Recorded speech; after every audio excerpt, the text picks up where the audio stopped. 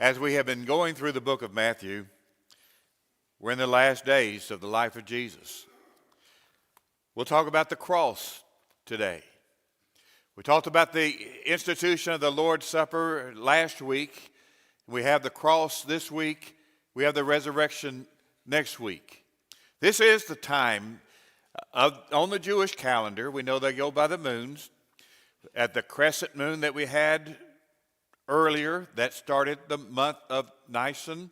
On the 14th day of the month of Nisan, they had Passover. On the 15th day, they had the Feast of Unleavened Bread. This week we'll have a full moon. The first Sunday after the full moon, it's always on a Sunday.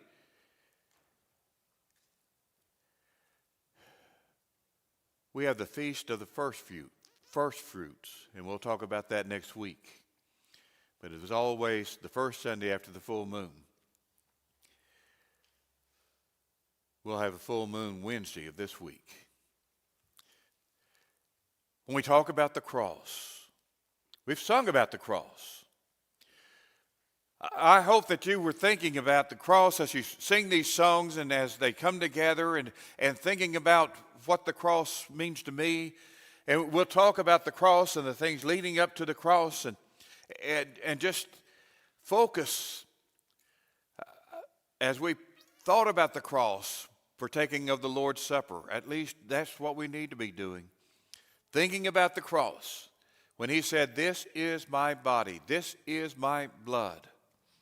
And so as we talk about the cross, there are some things that we talk about. There's a guy who wrote a book, some 301 prophecies fulfilled by Jesus.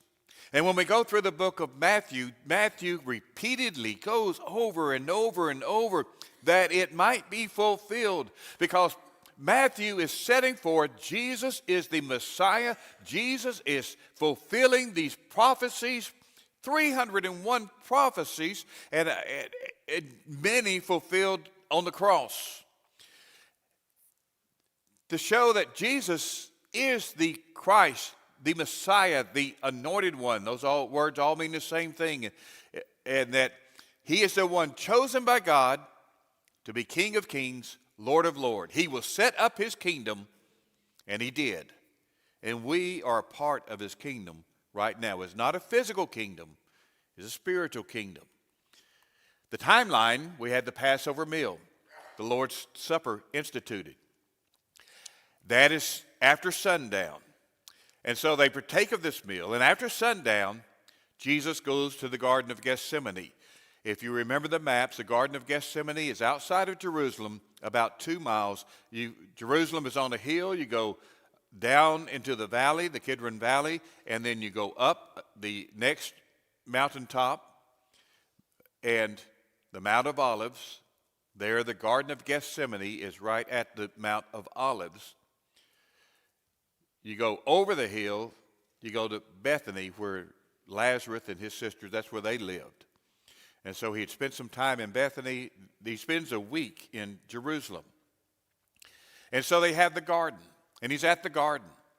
And there in the garden, as we read earlier, appreciate that reading, that he prayed 3 times.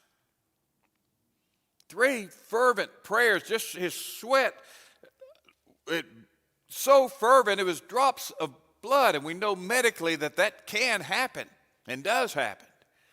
And so we have this fervent praying. And the disciples, Peter, James, and John, they're tired. They don't know the urgency. This is the last moments they'll spend with Jesus. If you knew the last moments you would spend with Jesus, what would you do? Go to sleep. They didn't know. They had been told. He told them 3 times, I'm going to Jerusalem. There they will put me to death. He told them at the Lord's Supper, as the institution of the Lord's Supper, I will be betrayed. I will be crucified. And he went to the garden, and in the garden, they come to arrest him. And all night long, you had trials, even to the early morning. You had 3 Jewish trials, Annas, Caiaphas, the Sanhedrin. And you had 3 Roman trials, Pilate, Herod, and Pilate. Let's look at that for a minute. The Jewish trials that you had, because they had to have some charge before they could bring him to Pilate. The Jews had a way of dealing with those who broke the law, but the Jews could not put anyone to death, and Jesus must die. Only the Roman government had the power for Jesus to be crucified. And so they're coming up with, what charge shall we bring before Pilate? What accusation is there? He was arrested, he was brought to Annas. Annas was the father-in-law of Caiaphas. Annas was the high priest, and he's in transition to Caiaphas being the high priest. In fact, Caiaphas was really the high priest, but Annas had served as high priest, and he's the older man, and they go to take Jesus to Annas first and seeing what charge they can bring against Jesus. Many came forth, but no charge was brought. Then they went to the chief priests, the elders, and the council. Well, let me back up here. No charge was brought. He went to Caiaphas. Caiaphas has said earlier, Jesus must be put to death. So Annas didn't find any charge against him. He goes to Caiaphas. He couldn't find a charge against him. But they go before the Sanhedrin. The Sanhedrin is a group of 70 men and kind of the court. And they bring Jesus, and they don't have a charge against him right now. And so as they go before the Sanhedrin, he goes before the Sanhedrin before they can go to Pilate, and we've got to find out some charge that he can be crucified. And let's read here what he said. The chief priests, the elders, and all the council is the Sanhedrin. And so you have the chief priest, the elder, you have a group of people being the jury over Jesus, sought false witnesses against Jesus to put him to death. But they found none. I don't know how many came forth. You can just imagine people saying, yes, I have some accusation. And they would say, no, that won't work. That won't work. That won't work. They knew they were false witnesses. They're called false witnesses. And they found none, yet many false witnesses came, yet they found none. At last came 2 false witnesses, and really they told the truth. They said, Jesus said, you destroy the temple and I will rebuild it in 3 days. And they said, oh, this is blasphemy. And the high priest rent his clothes and said, he has spoken blasphemy. What further need do we have for witnesses? So that's it. That's the charge. Blasphemy. Behold, we have heard this blasphemy. Jesus says he's the Son of God. Jesus says he is deity. And they say that's blasphemy. And so he went from Annas to Caiaphas to the Sanhedrin. The Sanhedrin is now ready to bring him before Pilate. And as we talk about Pilate, the Roman trials.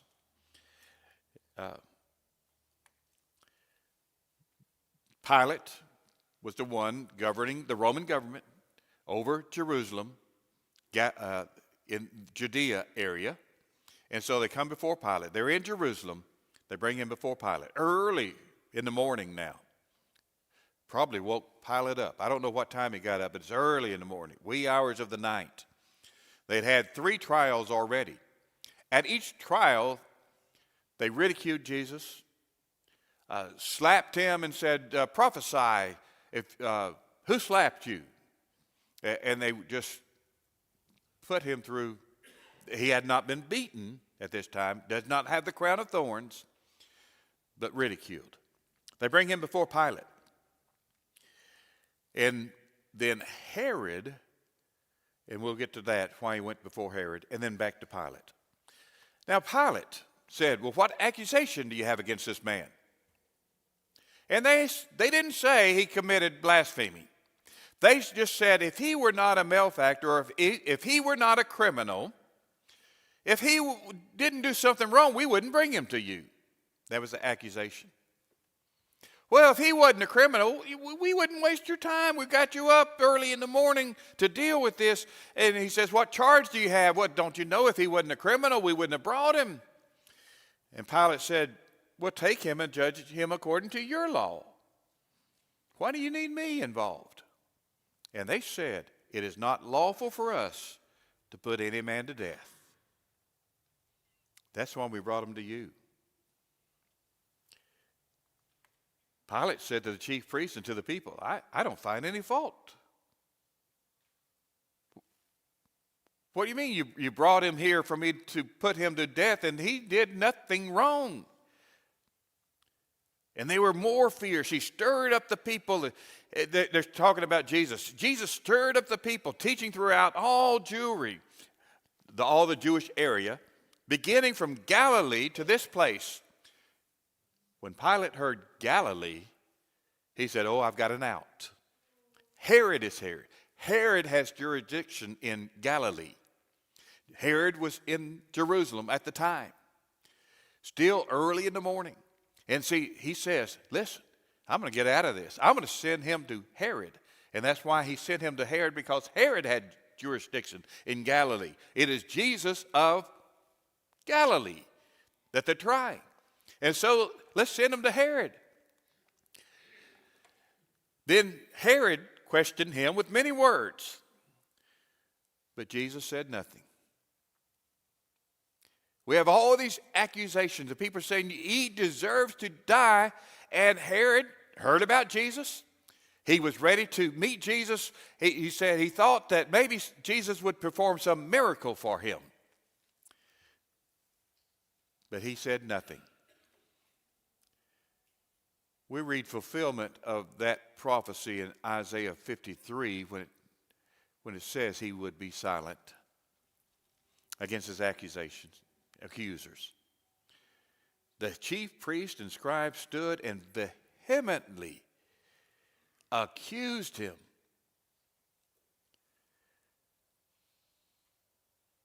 The men there with Herod mocked him, arrayed him in a gorgeous robe. This is not the robe of purple that he will wear later on. And sent him again to Pilate. So still he's not beaten. He's not scourged. He doesn't have the crown of thorns yet. He does have this gorgeous robe symbolizing that he is king. And Herod sends him back to Pilate. Before Pilate the second time, he said, you brought this man to me as one that perverted the people. I have examined him. I don't find anything I can accuse him. I don't find him guilty of anything. And I sent him to Herod. Herod, I sent him, and he found nothing. I will therefore chastise him and release him. I will beat him. I'll make him punish. I'll punish him. That's when Jesus was beaten. That's when he received the crown of thorns. Pilate had one more out. It was the custom at this time to release a prisoner. And so he brought forth Jesus, and he brought forth Barabbas. And he brought them forth before the Jews. Who shall I release, Jesus or Barabbas? I'll give you a little tidbit here. Write this in your Bible. Barabbas. The Jews' names meant something. We don't get this in the English. But Bar means son of. Whenever Jesus said to Simon Peter, you are Simon Bar Jonah. You are Simon, son of Jonah. And so the Bar means son of with Barabbas. Son of. You know what Abba is? It's father. Barabbas' name meant son of the Father. Who's Jesus? Son of the Father, isn't he? Jesus means Savior. Doesn't mean Son of the Father, but we know Jesus is Son of the Father. You have Son of the physical Father, Barabbas. You have Son of the spiritual Father, Jesus. Who shall I release? And they said, Barabbas. And he said, what do I do with Jesus? And they cried out the more, crucify him. Crucify him. You can just imagine this crowd of Jews were interspersed. The Sanhedrin, the elders, the chief priests were just interspersed around the crowd. And they began vehemently saying, crucify him. Now, I'm just reading into the lines on here. I'm just giving you my commentary on this part. I don't know that they were scattered throughout the crowd. I don't know what stirred up the crowd to say crucify him. I just imagine that crowd who had brought him before Pilate, who had brought him before Herod, who had brought him again before Pilate, were there and saying, this is our chance. Crucify him. I can just imagine it, starting over here. And the crowd picks it up, and they began to cry out, crucify him. Pilate washes his hands. He said, I don't want anything to do with this. You take Jesus. Well, he had him scourged. He had him beaten. And then delivered Jesus to the Jews. Whenever Jesus was the scourging. Now it's prophesied in the Old Testament. With his stripes we are healed. Isaiah 53. You know what's interesting? At the time whenever Isaiah wrote that, crucifixion was not a form of death. No one was being crucified. By his stripes we are healed. They had a short whip. Sometimes it's even as much as 10 feet long, counting the handle. And they would tie glass or metal or anything sharp. Weave that in to the strands that would come across the back of the victim. And those, as the whip was going, it would wrap around the person. As they pull it back, it would literally pull back skin. Time after time after time. The Jews had a custom, when you beat someone with 40 stripes, you stopped at 39, lest you go over. The Romans didn't have such custom. They could beat him. And they did. They beat him. They placed a crown of thorns. They mocked him. They put the purple robe upon him. Can you imagine upon his beaten, bloody back, blood flowing out, streams of blood flowing out. And then you put a robe on. What's that going to do? It's going to stick to the blood, isn't it? What happens when you take off that robe?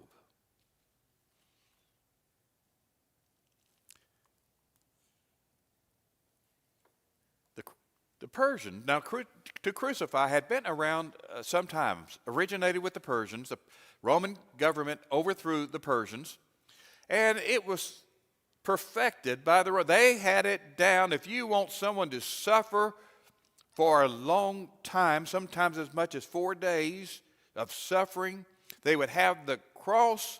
They would have this little piece of wood that they could brace their feet upon. As they were hanging there, they would literally suffocate unless they would push up from that board that was there and grab a breath and then be lowered on the cross again. You up and down, up and down. And you think about his beaten back. When we talk about the blood of Jesus, it's not just whenever a soldier took a spear and pierced his side and outflowed blood and water, although that happened. The blood was shed on the cross, literally on the cross. I know he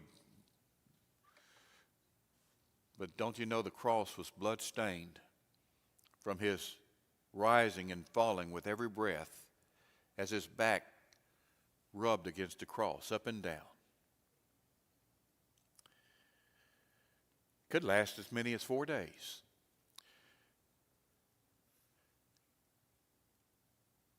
When it came down, this is the day before the Passover. When it came time for Jesus, they want to take down the prisoners. They don't want them on the holy day up there on the cross. They will break the legs of those. But when they came to Jesus, he had passed, he had died already. He had already said, it is finished. Going to the cross, they have this mark throughout Jerusalem. You've heard, it's called the Way of Suffering. From Pilate's hall to the cross.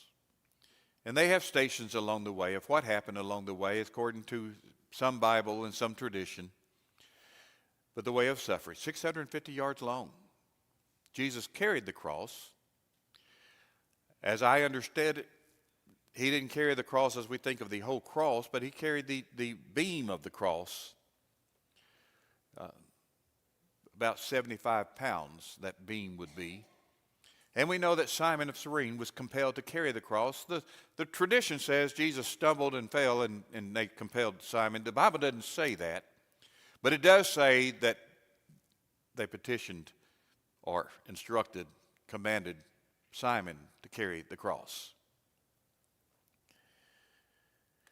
And they went to a place called Golgotha. Golgotha means the place of the skull. Can you see a skull here? It's still there. See the eyes, nose, maybe somewhat of a mouth. But you can definitely tell Golgotha is the place of the skull. It's a real place.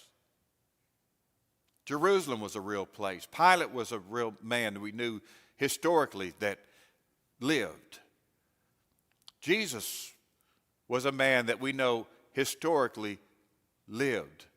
And we have records of that from those who were not Christians. We'd have it from Christians also. But from the secular world also we have that mentioning about Jesus. And we'll talk about Jesus on the cross. There was a crowd there that ridiculed him and spat upon him, that would mock him and say, he saved others, why can't he save himself? For they were, I think, amusement is the word. I put a question mark. Certainly some were there. Hey, this is the happening of the time. Jesus of Nazareth is being crucified. I imagine with every crucifixion, they gathered a crowd. I just think about the old Western times when they had a hanging. What would your crowd gathered around? We're having a hanging, maybe 2 or 3 hangings or whatever. What is it about that just draws us to that? The crowd was there. Amusement. Here's our time for ridicule him, mock him, watch his pain and agony. He cries out for Elijah, it says. Why was the crowd there? I don't really know. I put the question mark. Amusement?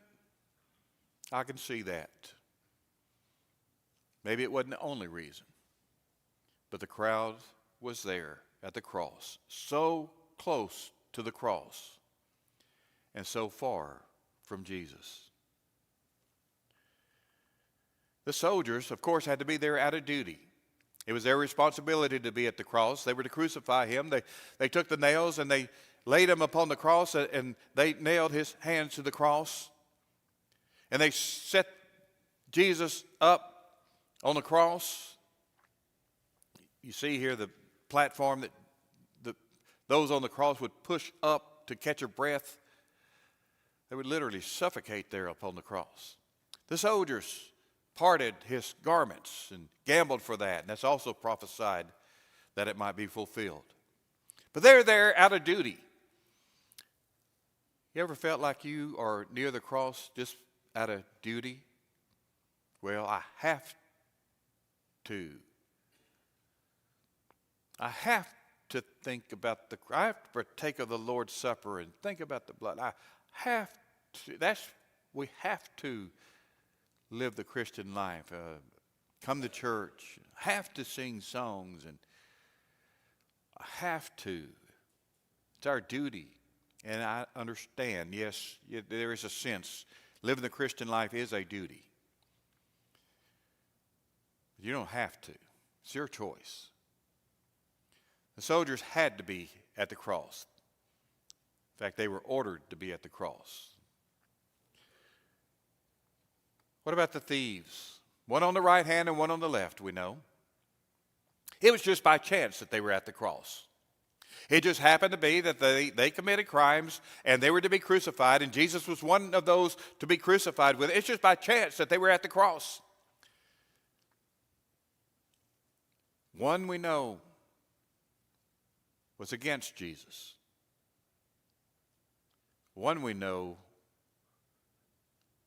said he's innocent.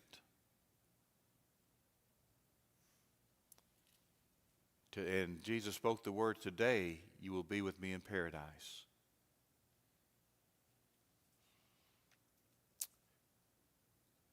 As Jesus is on the cross, those by chance were there. I don't know what brought you to the cross. Maybe it was by chance. By chance you heard a sermon that touched your soul. By chance someone said something to you that set you thinking, I need to change my life. I need to put the cross in my life. Maybe it's by chance. And we see the women around the cross. These were women who had been with Jesus throughout his ministry, and we know one of the women there was his mother, and he said to his mother, said to John, John, behold your mother. Mother, behold your son. It was there of love. I don't know, and I can't imagine seeing Jesus on the cross. And you know he's the Son of God. You have been there throughout his ministry. You have seen the healing, the miracles. You have heard the words. You know this is a good person who did nothing wrong, and he's being crucified. And you're there by love. Maybe it's love that brought you to the cross. You know Jesus died for my sins. Every one of us.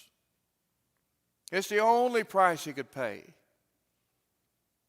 The old rugged cross. I sing the old rugged cross. I still shed tears. Even now thinking about that. The old rugged cross. He died for me. He could have called 10,000 angels, we sing. But he died alone. For you and me.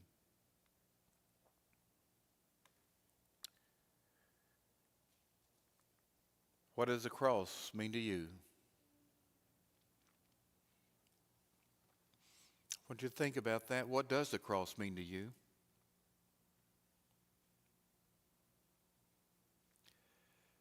If you put the invitation song up,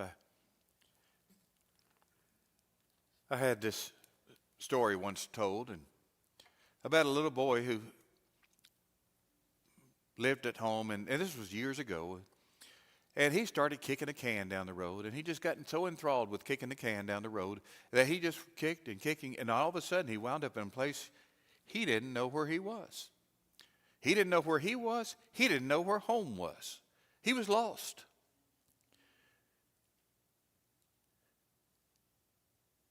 But he saw a police officer.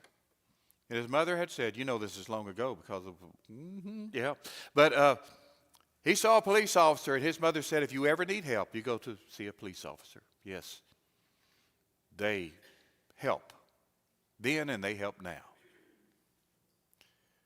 And so he went to Mr. Police Officer. I'm lost. I don't know where home is. police officer was questioning him about where he lived and some landmarks around. He said, "Oh, there's a church building with a cross on top of the church building." He said, "I know. If I can get to the cross, I can find my way home." The way of the cross leads home.